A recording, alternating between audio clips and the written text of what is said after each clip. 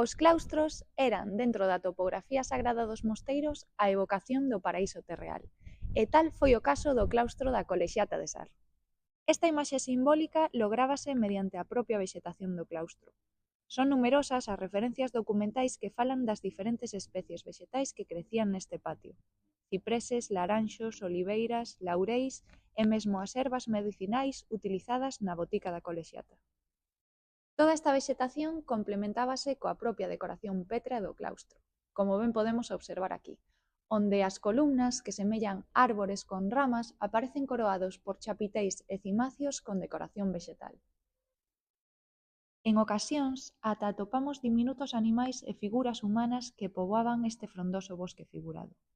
Esta evocación paradisíaca, ademais, tiña como banda sonora a auga que saía da ben coñecida fonte central e corría polos diferentes canais do claustro.